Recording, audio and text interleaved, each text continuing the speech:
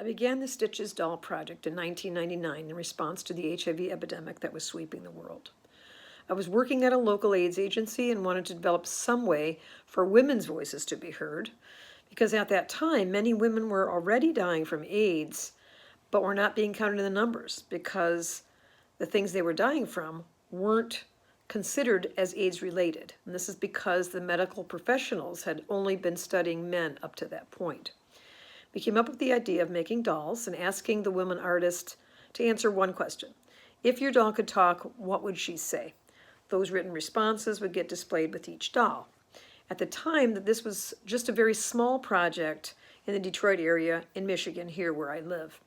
A couple years went by, and because of my involvement with the NHF in the US, many people became aware of my doll project and asked if I could do something the same for girls and women with bleeding disorders.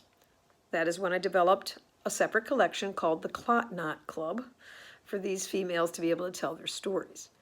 Because of that collection, more people learned about my work through the Stitches website and social media, and this is how I got connected with Mukesh Garodia from India. After volunteering to go to India in 2014 for the women's group of HFI workshops, this spread my project further to numerous other countries like Iran and the Philippines. That same group of women that I met while in India wanted to do something more on an international scale to bring the plight of women with bleeding disorders to the world stage.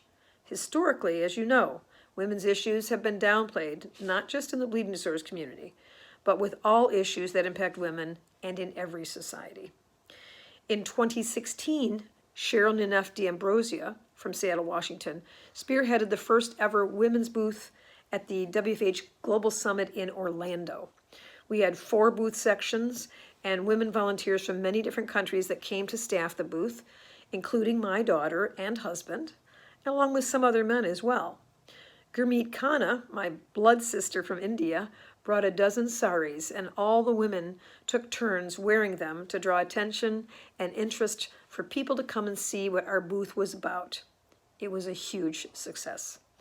That got my Stitches Doll Project an invitation to come to Scotland in 2018 and host doll making workshops at the WFH Summit there.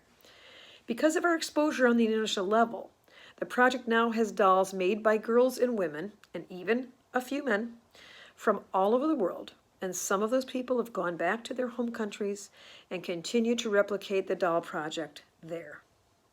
We were scheduled to make dolls again in Kuala Lumpur this year. Unfortunately, this did not happen, but I am very glad that I finally have an opportunity to present about the evolution of this simple and touching project and the amazing women who made it happen.